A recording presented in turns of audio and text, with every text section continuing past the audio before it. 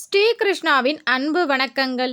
சித்திரை மாதம் குழந்தை பாக்கியம் பெறப்போகும் 6 ராசிக்காரர்கள் யார் யார் அப்படிங்கிறத பற்றி தான் இந்த வீடியோவில் தெளிவாக நம்ம பார்க்க போகிறோம். கடந்த 3 மாதங்களாக இதை நம்ம தொடர்ந்து இந்த மாதிரி பதிவு கொடுத்துக்கிட்டே இருக்கோம். அதுவும் சென்ற மாதம் பங்குனி மாதம் குழந்தை பாக்கியம் பெறப்போகும் ராசிகள் அப்படின்னு சொல்லி நம்ம வீடியோ போட்டிருந்தோம். அதில் போய் கமெண்ட்ஸில் போய் நிறைய பேர் பாருங்கள்.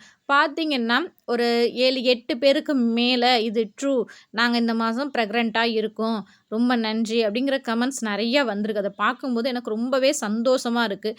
இந்த வீடியோ பார்க்குற உங்களுக்கும் குழந்தை பாக்கியம் கிடைக்க வேண்டும் என என்னுடைய அப்பன் முருகனையும் என்னுடைய குலதெய்வத்தையும் மனதார வேண்டிக் கொண்டு இந்த வீடியோக்குள்ளே போகலாம். அது மட்டும் இல்லை, குழந்தை பாக்கியம் தாமதமாகுது அப்படின்னு சொல்லி நிறைய பேர் வருத்தப்பட்டு என் ராசி இல்லையாங்க அப்படின்னு சொல்லி நிறைய பேர் கேட்குறீங்க. இந்த மாதம் இந்த 6 ராசிக்காரர்களுக்கு ஒரு பிரகாசமாக குழந்தை பாக்கியம் பெறுவதற்கான சூழல் பிரகாசமாக இருக்கின்றது. அடுத்த மாதம் உங்களுக்கும் வரலாம். அதனால் கவலைப்படாதீங்க. குழந்தை பாக்கியம் தள்ளி போகுது அப்படின்னா ஒரு தெய்வீகமான ஒரு குழந்தையை பெற்றெடுக்க போகிறீர்கள். அதனால தான் இந்த சோதனைகளை தாங்கி கொண்டு இருக்கிறீங்க அப்படிங்கிறத மனசார நினச்சிக்கோங்க. கடவுளையும் உங்கள் குலதெய்வத்தையும் மனதார நினையுங்கள். கண்டிப்பாக உங்களுக்கு குழந்தை பாக்கியம் கிடைக்கும்.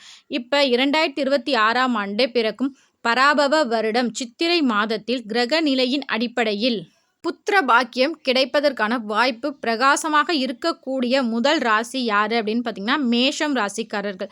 பராபவ வருடத்தின் தொடக்கத்தில் குருவின் பார்வை மற்றும் சுப கிரகங்களின் சேர்க்கை மேஷ ராசி நீண்ட நாளாக குழந்தை பாக்கியமே இல்லை அப்படின்னு சொல்லி வருத்தப்பட்டவர்களுக்கும் இந்த மாதம் கட்டாயம் உங்களுக்கு நல்ல செய்தி கிடைப்பதற்கான வாய்ப்பு அதிகமாகவே இருக்கின்றது.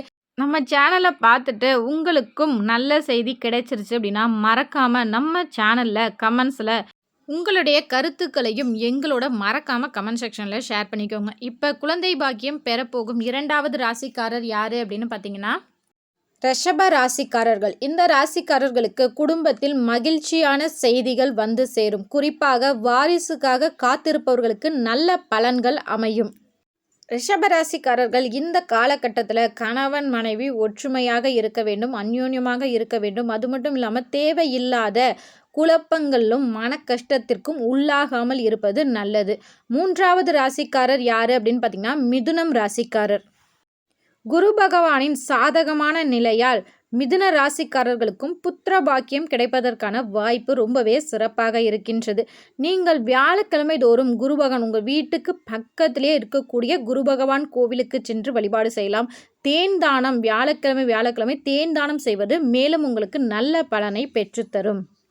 4வது ராசிக்காரர் யார் அப்படின்னு பார்த்தீங்கன்னா சிம்ம ராசிக்காரர். சிம்ம ராசி அப்படின்னா அஷ்டம சனியே ரொம்ப வாட்டிகிட்டு இருக்கு. நீங்கள் என்னங்க நல்ல செய்தி வரும்னு சொல்கிறீங்க அப்படின்னு கேட்டிங்கன்னா, இந்த மாதம் உங்களுக்கு பூர்வ புண்ணிய ஸ்தானம் வலுப்பெறுவதால் வாரிசு யோகம் மற்றும் குழந்தைகளால் பெருமை சேரும் காலமாகவே இந்த காலம் இருக்கின்றது.